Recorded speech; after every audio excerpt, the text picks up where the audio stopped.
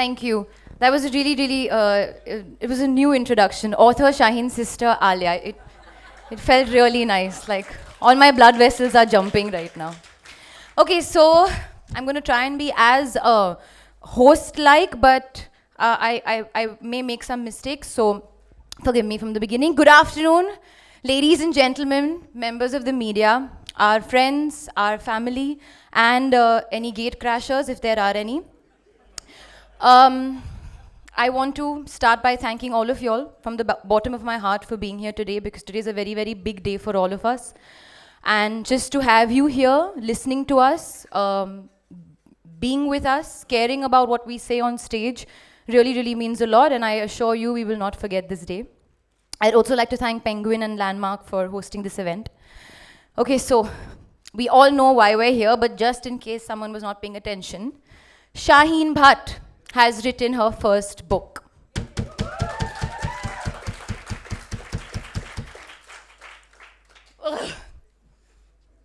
I've Never Been Unhappier is an honest, bare tell of her life and her frequent visitor, depression. Okay, so it doesn't happen very often, but the whole Bhatt family is in the room tonight, okay? I'm just giving you a couple of warnings. We're a passionate bunch, and when we're together, we either scream or we cry, and there is some laughter, but it gets intense. So I'm just warning you all. Shaheen very clearly told me, when I asked her, I said, how do you want your launch to be? She said, I want it to be intimate. And intimate it will be, because we're going to sit as a family. And also she said, Shaheen being Shaheen, I don't want this to be just about me. I want this to be about mental health. I want people to watch our conversation today as a family and learn from it and hopefully follow it. And we should ask important, relevant questions related to depression and mental health and address it as a family, because this book goes way beyond me. And I think that's amazing for you to say that, Shaheen. Okay, so let's begin the afternoon and the event. So if this was The Lion King, then we've reached that point in the movie where it's time to show off Simba to the world, right? And we can't do that without Mufasa. So, Mufasa, Mahesh Bhatt, who's also written the foreword for the book, please say some wise words. I mean, just try. I've come armed with some written thoughts because I was warned by Shaheen, you can't ramble. 1 second. Can you hear him? Yeah. I was It's gone off, no? warned not to, yeah, so I was told not to ramble off, so I've come armed with some notes. Well, first of all, I think the tone has been set much before the book launch is here, and thank you, Barkha, for doing such a fantastic job. Just when I thought that the world of news is dead, you shocked me, jolted me, and said, no, don't be so cynical. There are people who are still alive and can reach the depths where you live. So thank you very much. There's something deep and pure which comes right from the heart of the earth. It's well water. The word welcome means come to the well. Come to the well. That's the origin of the word welcome. I think this book comes from the deepest part of my child's heart. And she once again taught me that lesson which I learned when I was barely 15, 16. That human suffering is the womb from which, from where all great art, religious movement, political movements originate. Human suffering is the springboard of culture. And I think it is pain that works as the glue. As the politicians try to tear us apart and keep us apart for their self-aggrandizement, it is pain, the heritage of man, that keeps us together. That's why, as we celebrate 550 years of Guru Nanak Sahib, he said, Nanak dukhiya sab sansar. It's pain, which is the glue which holds people together. And I think it's that that has brought this gathering here. It is that that has created such a phenomenal response for this book. It's already #1, I'm told. And I think just when we start feeling very dismissive about the times we live in, I think I'm very stunned by the generosity of people. The kind of responses Shaheen got just proves that human beings are very generous. And I was astounded by the kind of phenomenal feedback and the kind of abandon with which they bared their hearts just because of that interview, Barkha, that you did. So there's a world outside in this virtual age when we claim to be so fiercely connected and yet are so alone. There is this screaming evidence that we are just dying to reach out to each other. That's why there's a great share of Iqbal Saab, कि फासला शिद्दते एहसास से कम होता है, एक ज़रा हाथ बढ़ा ले तो छू लूँ तुझको. बात ज़रा से हाथ बढ़ाने की है, and then you see how many hearts you touch. But as I conclude, I can go on and on. I remember that Sufi fakir I met on Mahim Dargah when I was 15. He said to me, Baba, ऊपर वाले से मांग, दुआ मांग कि या अल्लाह तकलीफ दे. तो ऐसे ये कौन सी दुआ है? इसे बेटा दर्द जगाता है. अगर दर्द जगाता नहीं तो तू रात को यहाँ पर सिगरेट ढूंढता हुआ यहाँ पर मस्जिद के पास घूमता नहीं होता. So I think it is pain that keeps us awake, and it's pain that made Shaheen put pen to paper. And as the great Dalai Lama said, that it's the human obstacles that bring out the gold from you. And I'm a proud father of 3 daughters and 1 son who's not here, I think. But I learn from my children. My children have taught me. Thank you, Shaheen, for teaching me. Teaching me that you did not let your pain go to waste. Thank you very much. I'm grateful. Thank you.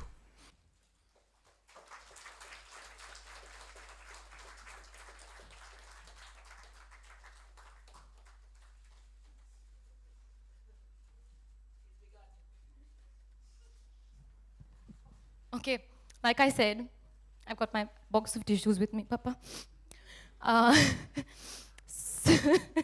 So I'd like to now call on stage the Bhatt family, my brilliant, beautiful sister, Pooja Bhatt, the creator of us, my mother, Soni Bhatt, and the woman of the moment, everybody, Shaheen Bhatt.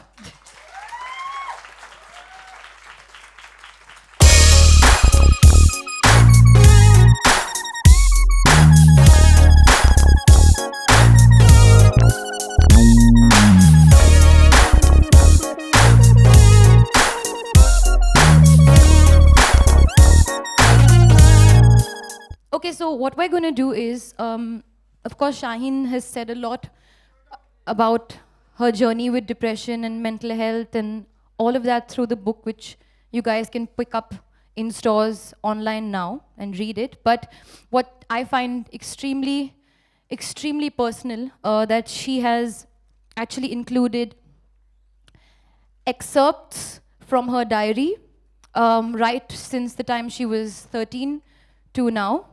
And today we're going to read 2 of those excerpts, just Shaheen writing into her diary. And then we'll talk a little about it as a family and ask some important, relevant questions to each other. So I would like my mum to read the first entry of Shaheen as a 13-year-old, right, Shaheen? Yeah, as a 13-year-old Shaheen. Okay, just to say hello everybody, thank you Penguin, thank you all for coming. And in true Bhatt style, I've just been informed that I'm supposed to read this. I've not seen the book before. I came from a flight from London this morning and I didn't bring my glasses. So now I have somebody else's glasses. I don't know how it's going to turn out. I'll try. This is our life. And they were very scared that I shouldn't read this out because it's emotional on top of it. Nina, your glasses are really weird. Okay. Time 9:35 p.m. Date 6/2/2001. Dear diary, why do I even start off this way? I have a splitting headache. I could almost die from the pain. Today was a bad day. I woke up late and I hardly studied, but I went to the market in the morning since I had to buy pens for the exam. I didn't have much lunch. I spoke to Namita in the afternoon. Only spoke for about 15 minutes. I got sad after hanging up. In brackets, yep, again. I've got a lot on my mind these days. I feel isolated and separated from the world. No one sees me. I'm constantly at war with myself. I know it's very cliche, but that's the thing. I only feel like crying these days. I get sad very suddenly. I feel like I'm no good. I know I'm fat and I don't look good, and school worries me. I'm no good at maths or Hindi. I'm afraid I'm going to fail this year and then everyone will think I'm a loser. I think Mama and Papa also expect a lot from me. They keep telling me how bright I am and how I will do well. What if I don't live up to their expectations? I think of Alia and how good she is at everything she tries. She can make them proud. I can't. I'm not good enough. I'm not good at anything. I'm a loser and I don't like it. I wish life wasn't so hard. Is that it? Yeah.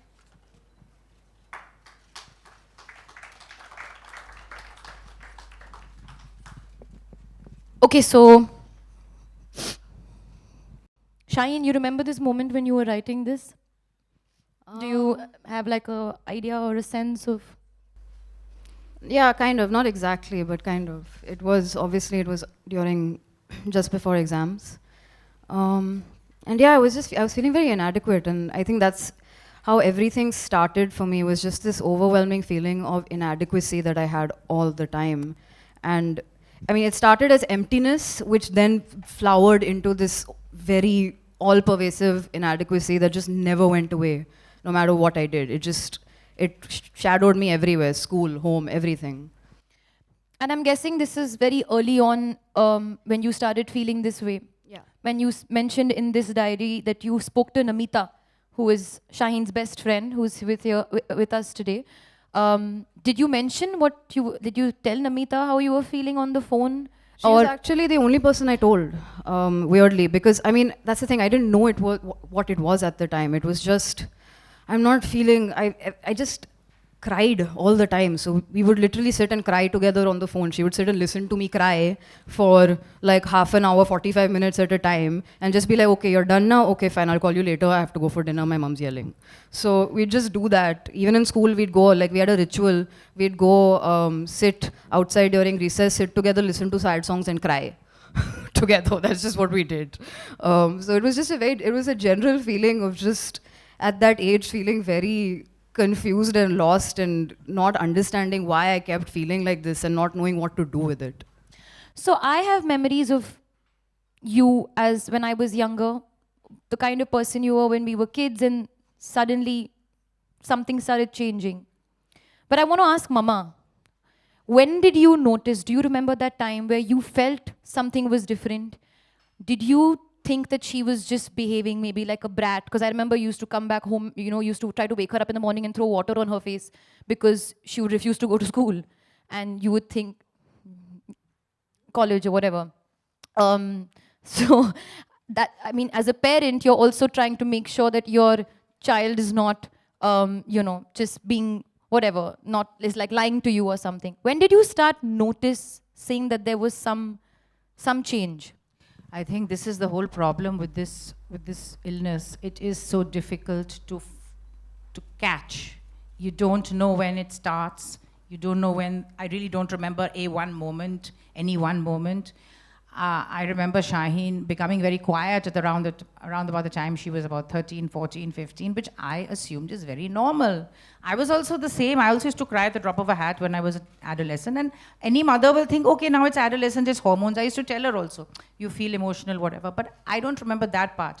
I remember much later than that, when she started having trouble getting out of bed in the morning. And that was actually due to the fact that she was not able to sleep in the night.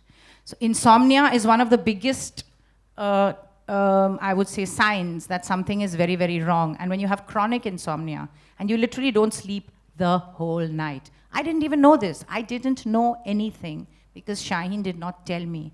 And this is something I want to say to everybody out there. Please, when you're suffering from something like this or you feel something's not right, please talk to your parents about it. And I want to tell parents also that they need to provide an environment wherein kids feel they can talk to their parents and not. I don't think we provided an environment where you felt you couldn't, but you still didn't. You know, that is the strange thing.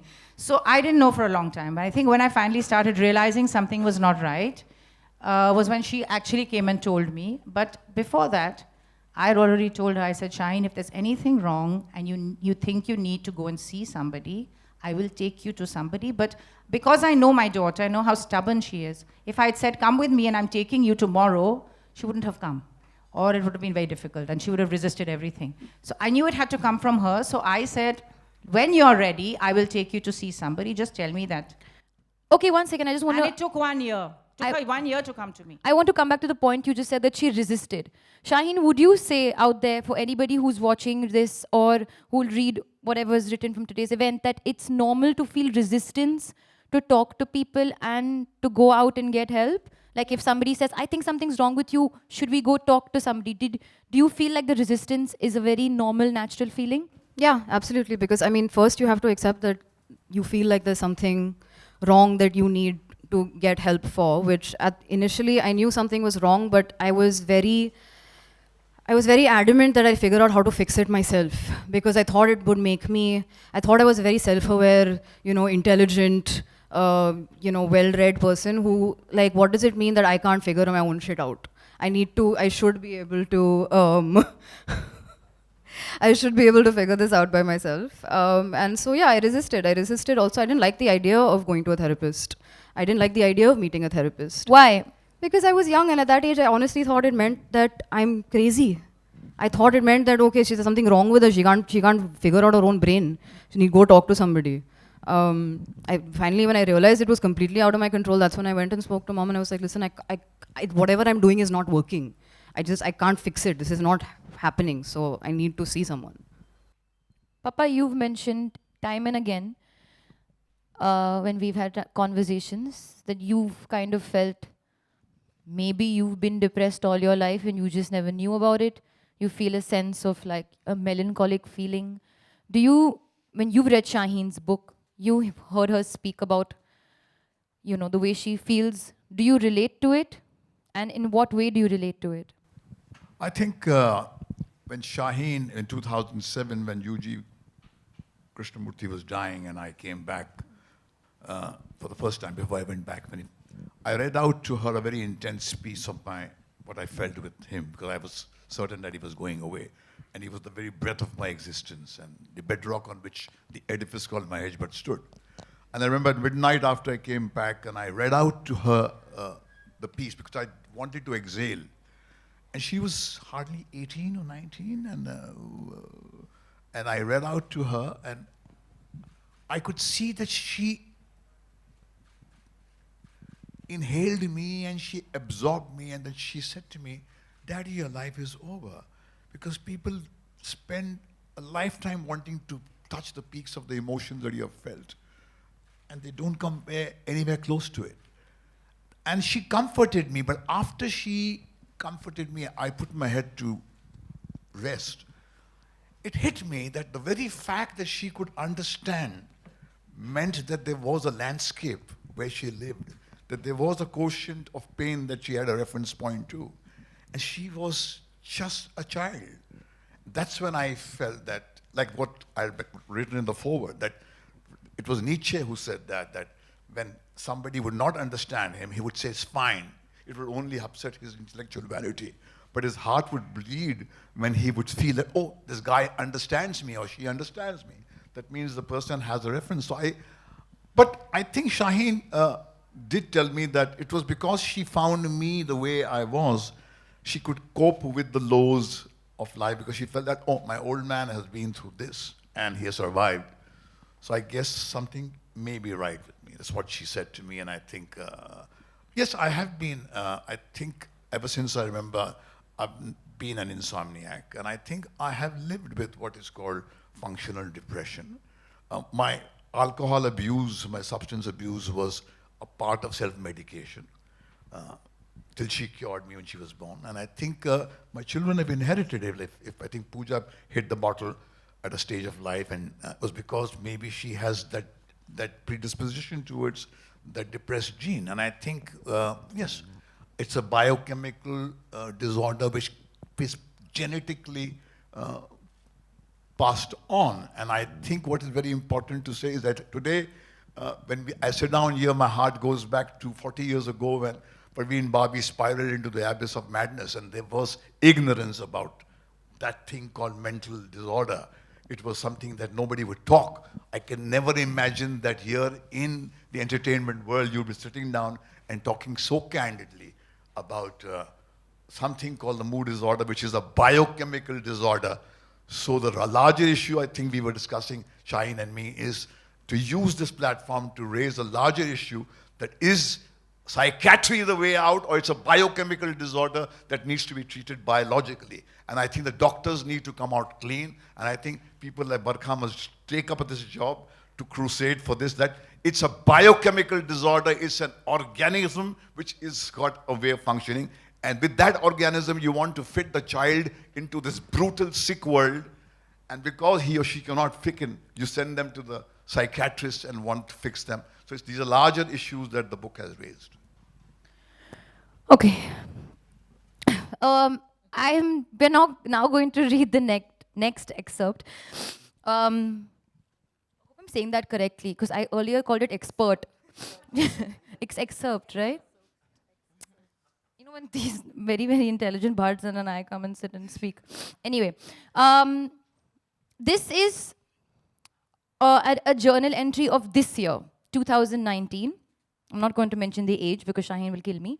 But I wanted to read this out because I feel like it's very important to see how the words have changed as a 13-year-old Shaheen and as a Shaheen of this year, but the feeling stays. So this is 2nd of March, 2019. It's my birthday month. I'm coming undone. Slowly but surely, I'm coming undone. From the inside out, it's eating away at all that I am. It's turning my insides to mush. It's obscuring everything. I don't fit anywhere. I'm unstuck, untethered, adrift. Everything hurts. Everything still hurts. It was supposed to be better by now. Why does rock bottom go further down each time? Why does the worst always get worse? How am I here, no better off than I was at 13? I'm stupid, I'm worthless, I'm laughable, I'm empty, I'm useless, I'm a burden. I'm a waste of space, I'm unlovable, I'm selfish, I'm awful. I should not exist. Just some thoughts. This is where they all say it started. But she seemed fine, they all say. I don't know why I'm here anymore. I don't see the message. What am I missing? This makes less sense every day, every moment.